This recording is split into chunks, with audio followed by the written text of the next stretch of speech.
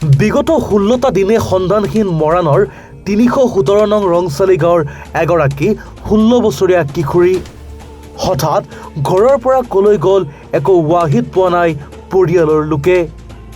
কোনো দুষ্ট চক্ৰৰ কবলত পৰা সন্দেহ কৰিছে পৰিয়ালে। ডিব্ৰুগড় জিলাৰ খোৱাং আৰক্ষী থানাৰ অন্তৰ্গত 317 নং ৰংচালি গাঁৱৰ মেকানু মুৰাৰ একমাত্ৰ কন্যা অঞ্জনা মুৰা নামৰ কিশোৰীগৰাকী যোৱা 3 মাৰ্চত ঘৰত কোনো নথকাৰ সময়ত ৰহস্যজনকভাৱে নিৰুদ্দেশ হয়। কিশোৰীগৰাকীৰ হাতৰ পৰা মোবাইলটো অফ হৈ পৰে। ইয়াৰ পিছতে বিভিন্ন ঠাইত বিচাৰ খোচাৰ কৰা হয় যদিও সন্ধান লাভ কৰা নাই পৰিয়ালৰ লোকে। ইতিমধ্যে কিশোৰীগৰাকীৰ পৰিয়ালৰ লোকে খোৱাং আৰক্ষী থানাত লিখিতভাৱে অৱগত কৰিছে। ইফালে কিশোৰীগৰাকীক বিচাৰি হাহাকাৰ কৰিবলগীয়া হৈছে পৰিয়ালৰ লোকে। মই গম পোৱাত মই 10 দিনৰ মূৰত মানে দেউতাজন গৈছিলে, মাকো গৈছে 10 দিনৰ হৈছে এতিয়া হৰুৱা যে হেৰি ছোৱালীজনী ক'ত গৈছে কোন নাই আমি বিচাৰি আছোঁ বুলি ক'লে। 10 দিনৰ মূৰত মোক তাত গৈছিলে। সন্দেহ কৰিছে নেকি? মোৰ সন্দেহটো গম নাপাওঁ, দেউতাকে গম পাব এতিয়া। আৰক্ষী থানাত জনোৱা হৈছে নে? জনোৱা আমাৰ বাপেকক লিখাই দি পঠাইছিলোঁ। এতিয়া খবৰ পোৱা নাই? খবৰ পোৱা নাই।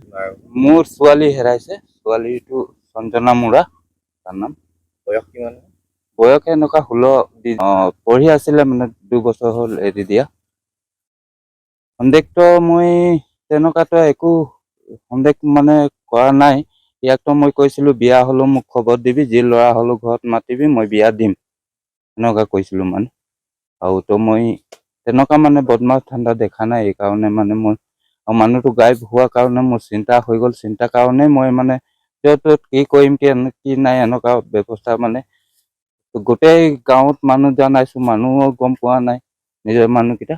এনেকুৱা মানে মোৰ চিন্তা সোমাই গ'ল মানে কিবা হৈ গ'ল বা মাৰি পেলাই দিলে নেকি এনেকুৱা চিন্তা কৰি মেলি মানে চবক জনালোঁ আৰু এতিয়ালৈকে তাৰ মানে হেৰিটো পোৱা নাই মানে ক'ত আছে ক'ত নাই। মোবাইল ফোন পাইছে নাই? মোবাইলটো তাৰ আছে চুইচ অফ। থানাত জনাইছে? জনাইছে। আৰু আপোনাৰ ঘৰত কোন কোন আছে?